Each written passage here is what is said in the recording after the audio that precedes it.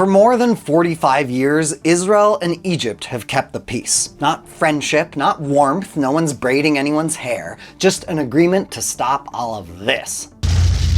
Okay, not the last one. For nearly 50 years, not a single shot had been exchanged between their armies until recently.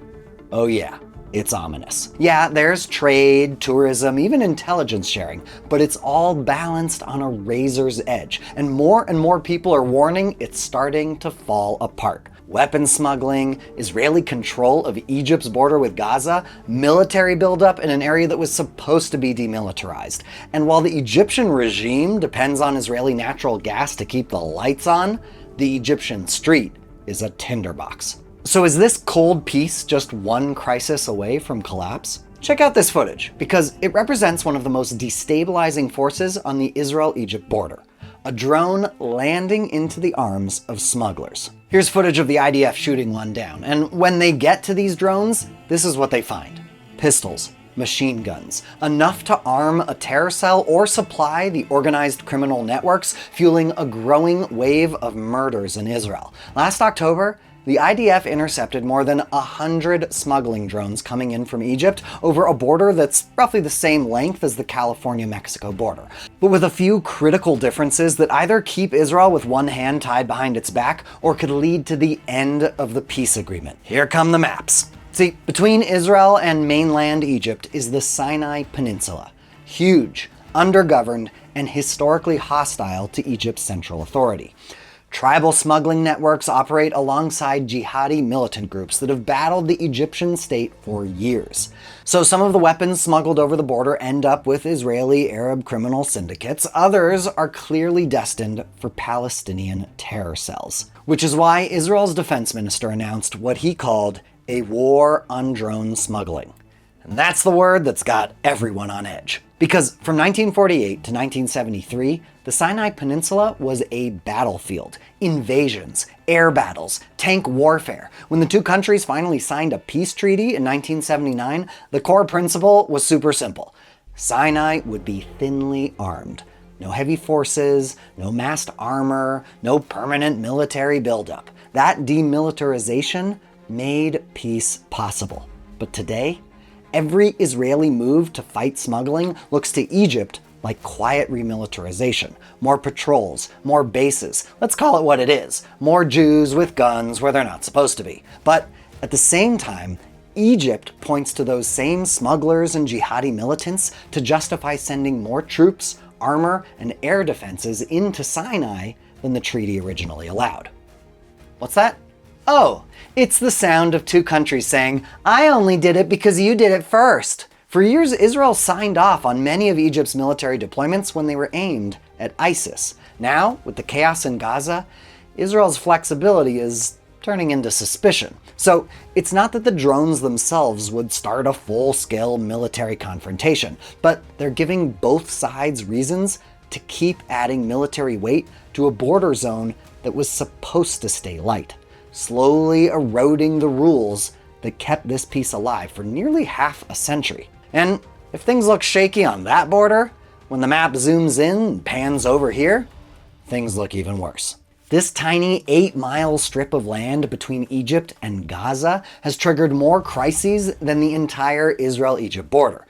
This is the Rafah border crossing and the Philadelphi corridor. Today, Egypt's turned it into a fortress. Concrete walls, barbed wire, thousands of soldiers, tanks. But it didn't always look this way. Until 2005, the border was relatively quiet because from 1967 until 2005, Israel occupied the Gaza Strip and kept a tight lid on militant activity. But in 2005, Israel withdrew completely from Gaza, handing control to the Palestinian Authority. That's right, a fully independent Palestinian territory with no occupation. A chance to show the world what Palestinians could do without settlements or a foreign military in their streets. Oh, I hope I didn't get your hopes up there, because 2 years later, Hamas expelled the PA, seized control, and turned Gaza into a launch pad for attacks on Israel. Okay, so all that sounds like Israel's problem, right? Why does Egypt care? Because when Israel left Gaza, Egypt made promises it couldn't afford to break. Under the withdrawal agreements, Egypt committed to stopping weapons smuggling from Sinai into Gaza. In exchange, it was allowed to modestly increase its forces, but not enough to threaten Israel. Also, Israel agreed to limit its own troop presence near the border. On paper, it was clean. In reality, it was risky. If Egypt failed to stop the smuggling, Israel would have justification to flood the border with troops, which is exactly what happened during the recent military campaign in Gaza. Hamas clearly had a lot of weapons it wasn't supposed to have. Israel accused Egypt of letting Hamas smuggle freely and moved troops into the Philadelphi corridor. Egypt was outraged and accused Israel of violating the peace treaty. Tensions spiked. And then a firefight broke out, and an Egyptian soldier lost his life. For a moment, the entire region froze.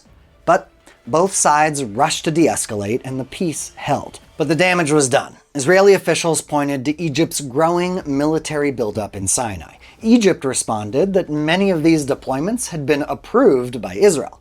Israel was like, yeah, okay, but look at all these tunnels we found. Hundreds of tunnels. But only a handful crossed the border into Egypt, and most had been sealed for years. So Egypt was like, told you so, and Israel was basically like, yeah, whatever. Because according to the Israelis, not all smuggling happened underground. Some of it happened in broad daylight through Gaza's border crossing with Egypt. Reports pointed to Ibrahim Organi, a tribal leader tied to the Egyptian military, as someone who could move people or goods for the right price into Gaza. Oh, snap! So does that mean the Egyptian government was enabling Hamas weapon smuggling? Not exactly. Egyptian leaders despise Hamas almost as much as Israel does.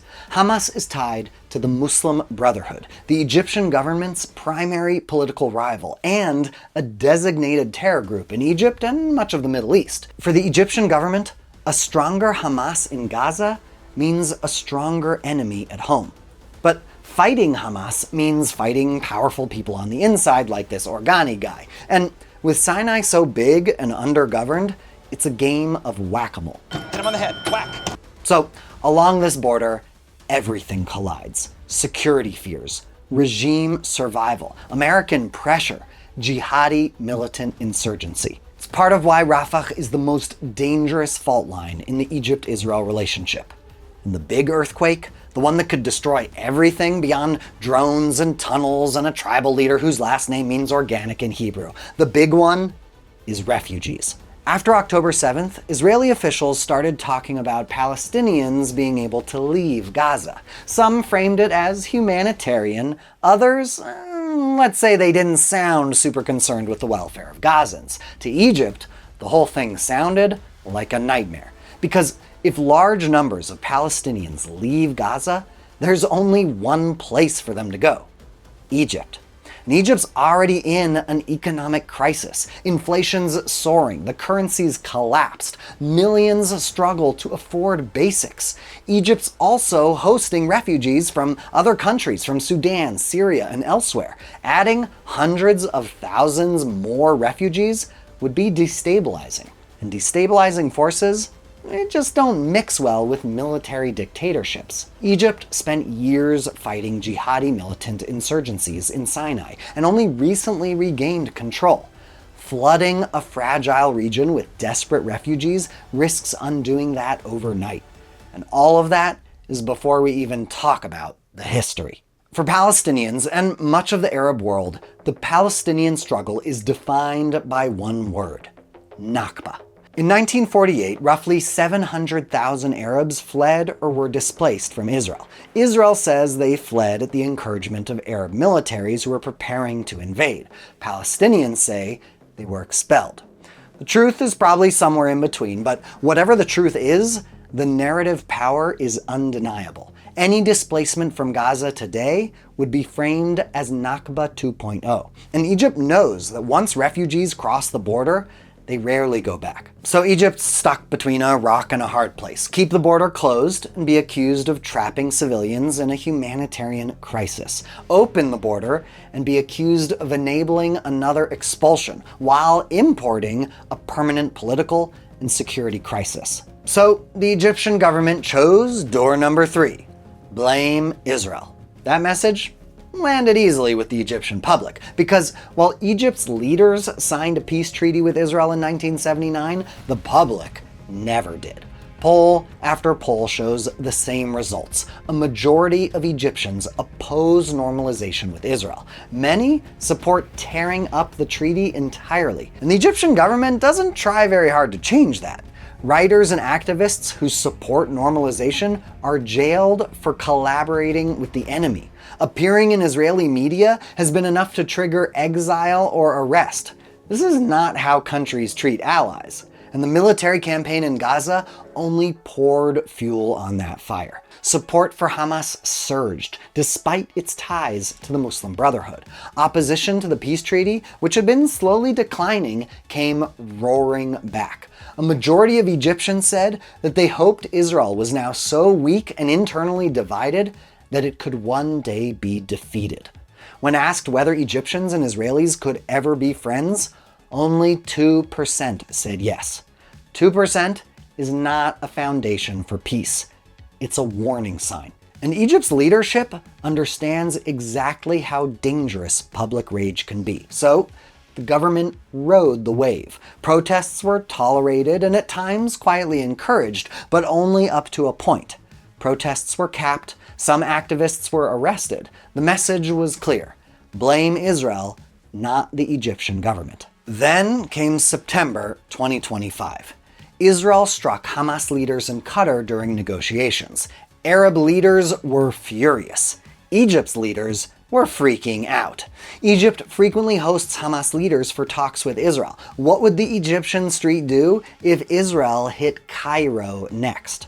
Egypt's president reacted fast. He called Israel an enemy and floated a NATO-style Arab alliance. For a moment, it looked like decades of peace might snap. Then everything cooled. Ceasefire talks resumed. Egypt returned to mediation. The peace held again. So why does this relationship keep snapping back? One word. Money, money, money. Because talk is cheap. Actions are costly. Egypt's economy is a mess, and domestic energy production doesn't cover consumption. Egypt faces a choice: import expensive gas from overseas or buy it cheaply from its neighbor right next door, Israel. By 2024, Israel supplied roughly 60% of Egypt's gas imports. Even after October 7th, trade doubled. Gas shipments hit record highs.